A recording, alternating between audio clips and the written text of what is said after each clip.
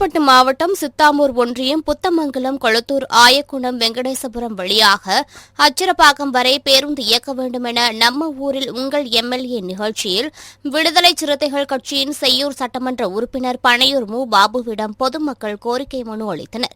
இந்நிலையில் அந்த வழித்தடத்தில் புதிய பேருந்து இயக்கத்தை தொடங்கி வைக்கும் நிகழ்ச்சி புத்தமங்கலம் கிராமத்தில் நடைபெற்றது. இதில் செய்யூர் சட்டமன்ற உறுப்பினர் பனையூர் மு பாபு கலந்து கொண்டு பேருந்து போக்குவரத்தை தொடங்கி வைத்து பேருந்தை அவரே புத்தமங்கலம் முதல் கொளத்தூர் வரை இயக்கி சென்றார். 28 ஆண்டுகளுக்கு பின்பு அந்த கிராமங்களில் பேருந்து இயக்கப்பட்டதால் அப்பகுதி மக்கள், பள்ளி மாணவ மாணவியர் உள்ளிட்டோர் பேருந்திற்கு மலர் தூவி ஆரத்தி எடுத்து உற்சாக வரவேற்பு அளித்தனர்.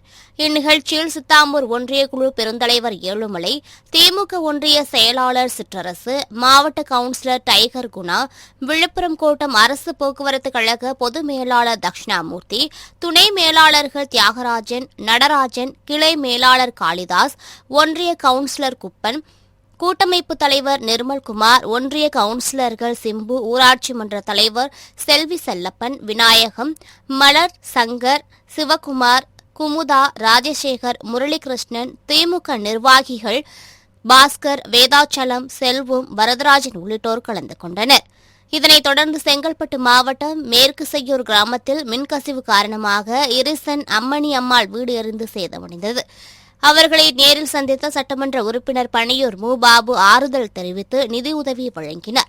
இந்நிகழ்வின் போது மாவட்ட செயலாளர் தமிழனின் முன்னாள் மாவட்ட செயலாளர் சு. க. ஆதவன், ஊராட்சி மன்ற தலைவர் லோகாம்பிகை ராஜமாணிக்கம், ஒன்றிய கவுன்சிலர் மேகனா கோபிநாத் உள்ளிட்டோர் உடனிருந்தனர். நாமக்கல் மாவட்டம் ராசிபுரம் அடுத்த மேலப்பாளையம் பகுதியில் உள்ள சக்தி சாலிடு பிரிக்ஸ் நிறுவனத்திலிருந்து கற்களை ஏற்றிக்கொண்டு சரக்கு வாகனம் ராசிபுரம் நோக்கி சென்று கொண்டிருந்தது. அப்போது சிங்களந்தாபுரம் அருகே வந்தபோது வாகனத்தின் டயர் வெடித்ததில் ஓட்டுநரின் கட்டுப்பாட்டை இழந்து சாலையின் நடுவே கவிழ்ந்து விபத்துக்குள்ளானது. இதில் சரக்கு வாகனத்தில் வந்த வட மாநில தொழிலாளி ராஜேஷ் ராம் மீது கற்கள் விழுந்ததில் சம்பவ இடத்திலேயே உயிரிழந்தார். மேலும் அனில்ராம், சம்புராம் உள்ளிட்ட 2 வட மாநில தொழிலாளர்கள் படுகாயங்களுடன் ராசிபுரம் அரசு மருத்துவமனையில் சிகிச்சை பெற்று வருகின்றனர். இந்த விபத்து தொடர்பாக பேளுக்குறிச்சி காவல்துறையினர் விசாரணை மேற்கொண்டு வருகின்றனர். சிவகங்கை மாவட்டம் காரைக்குடி அருகே உள்ள பாரதி நகர் அழகப்பாபுரத்தைச் சேர்ந்த மீனாட்சி என்ற பெண்ணிடம் காரைக்குடி செஞ்சை பகுதியைச் சேர்ந்த பாலமுருகன் என்பவர் முகநூல் மூலம் அறிமுகமாகியுள்ளார். மீனாட்சிக்கு ஏற்கனவே திருமணமாகி கணவர் வெளிநாட்டில் உள்ள நிலையில் பாலமுருகன் 2வது திருமணம் செய்வதாக கூறி அந்த பெண்ணிடமிருந்து 40 பவுன் நகைகள், 10 லட்சம் ரொக்கம் ஆகியவற்றை பெற்றுக்கொண்டு திருமணம் செய்ய மறுத்துவிட்டதாக கூறப்படுகிறது. மேலும் கூலிப்படைகளை வைத்து மிரட்டியதாகவும் அவர் மீது நடவடிக்கை எடுக்க வேண்டும் என கூறி மீனாட்சி தனது குழந்தைகளுடன் மாவட்ட ஆட்சியர் அலுவலக வளாகத்தில் தர்ணா போராட்டத்தில் ஈடுபட்டார். இதையடுத்து பாதுகாப்பு பணியில் இருந்த போலீசார் அந்த பெண்ணை சமரசம் செய்து ஆட்சியரிடம் அழைத்துச் சென்றனர். மேலும் மாவட்ட ஆட்சியரிடம் மனு அளித்த மீனாட்சி ஆட்சியர் விசாரணை செய்து உரிய நடவடிக்கை எடுப்பதாக உறுதியளித்ததன் பெயரில் அங்கிருந்து சென்றார். அரியலூர் மாவட்டம் பழூர் பகுதியைச் சேர்ந்த ஆதிதிராவிட மக்கள் மாவட்ட ஆட்சியர் அலுவலகத்திற்கு சென்று ஆட்சியர் ஆணிமேரி ஸ்வர்ணாவை சந்தித்து மனு அளித்தனர். அந்த மனுவில் கடந்த 20 ஆண்டுகளுக்கு மேலாக வீட்டுமனை கேட்டு பல்வேறு கட்ட போராட்டங்களில் ஈடுபட்டு வந்த நிலையில் கடந்த 2009ஆம் ஆண்டு இலவச வீட்டுமனை பட்டா வழங்க நடவடிக்கை எடுப்பதாக மாவட்ட நிர்வாகம் உறுதியளித்ததாகவும், ஆனால் இதுவரை எந்தவித நடவடிக்கையும் எடுக்கவில்லை என்றும் குறிப்பிட்டிருந்தனர். எனவே மாவட்ட ஆட்சியர் தலையிட்டு வீடு இல்லாத 245 ஆதி திராவிட மக்களுக்கு இலவச வீட்டுமனை பட்டா வழங்க வேண்டும் என கோரிக்கை விடுத்துள்ளனர். சென்னை ஆர்.கே. நகர் தொகுதிக்குட்பட்ட வைத்தியநாதன் மேம்பாலம் அருகே உள்ள பேருந்து நிறுத்தம் அருகே பிரதான சாலையில் மின் இணைப்பு பழுது காரணமாக பள்ளம் தோண்டப்பட்டது. அப்போது தவறுதலாக குடிநீர் குழாய் உடைக்கப்பட்டதாக கூறப்படும் நிலையில் தற்காலிகமாக மின்வாரிய ஊழியர்களே கலவையை போட்டு மூடிவிட்டு சென்றுள்ளனர். இருப்பினும் அவ்வப்போது கலவையில் இருந்து பீரிட்டு குடிநீர் வெளியேறி சாலையில் வழிந்தோடுகிறது. இதனால் அவ்வழியாக செல்லும் வாகன ஓட்டிகள் அவதிக்கு உள்ளாகியுள்ளனர். தற்காலிகமாக மூடப்பட்டுள்ள இந்த குழியை உடனடியாக சரிசெய்து குடிநீர் வீணாவதை தடுக்க வேண்டும் என்று பொதுமக்கள் கோரிக்கை விடுத்துள்ளனர். நீலகிரி மாவட்டம் முதகை அருகே உள்ள தொட்டபெட்டா செல்லும் சாலை வனத்துறை கட்டுப்பாட்டில் உள்ளது. கடந்த 3 மாதங்களுக்கு முன்பு இச்சாலை சீரமைக்கப்பட்டது. இந்த சாலையில் பயணம் செய்ய வாகனங்களுக்கு நுழைவு வரி வசூல் செய்யப்பட்டு வரும் நிலையில் இப்பகுதியில் தொடர்ந்து மழை பெய்து வருவதால் சேதமடைந்து குண்டும் குழியுமாக மாறியுள்ளது. இதனால் இங்கு வரும் சுற்றுலா பயணிகள் மற்றும் வாகன ஓட்டிகள் கடும் அவதிக்குள்ளாகி வருகின்றனர். எனவே கோடை சீசன் துவங்குவதற்கு முன்பு இச்சாலையை மீண்டும் சீரமைக்க வேண்டுமென வாகன ஓட்டிகள் கோரிக்கை விடுத்துள்ளனர். கோவை மாவட்டம் மேட்டுப்பாளையம் அருகே அன்னூரில் உள்ள நாகம்மா புதூர் பகுதியில் சார்பதிவாளர் அலுவலகம் செயல்பட்டு வருகிறது. இந்த அலுவலகத்தில் பத்திரப்பதிவு செய்வதில் முறைகேடு நடப்பதாக தொடர்ந்து கோவை லஞ்ச ஒழிப்பு போலீசாருக்கு புகார்கள் வந்துள்ளன. லஞ்ச ஒழிப்பு ஏடிஎஸ்பி திவ்யா தலைமையில் 6க்கும் மேற்பட்ட லஞ்ச ஒழிப்பு போலீசார் அன்னூர் சார்பதிவாளர் அலுவலகத்தில் சோதனை நடத்தினர்.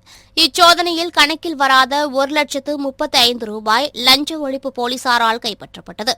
இதுகுறித்து அன்னூர் சார்பதிவாளரான செல்வ பாலமுருகன் மீது துறை ரீதியான நடவடிக்கை எடுக்க லஞ்ச ஒழிப்பு போலீசார் சம்பந்தப்பட்ட துறைக்கு அறிவுறுத்தியுள்ளனர். சென்னை கொருக்குப்பேட்டை ரயில் நிலையத்தில் பயணிகள் செல்லும் ரயில் பெட்டிகளில் அரிசி மூட்டைகள் கடத்தப்படுவதாக போலீசாருக்கு தகவல் கிடைத்தது. அதன் பேரில் சம்பவ இடத்திற்கு சென்ற போலீசார் நடைமேடை பகுதியில் ரயில் பயணிகள் அமரும் இடத்தில் சந்தேகத்திற்கு இடமாக சில மூட்டைகள் இருப்பதைக் கண்டு சோதனை மேற்கொண்டனர். அதில் 25 கிலோ மதிப்புள்ள 10 ரேஷன் அரிசி மூட்டைகள் என்பது கண்டறியப்பட்டது. இதனையடுத்து கேட்பாடற்று கிடந்த இந்த அரிசி மூட்டைகளை பறிமுதல் செய்து உணவுப் பொருள் கடத்தல் தடுப்பு பிரிவு போலீசாரிடம் ஒப்படைத்தனர்.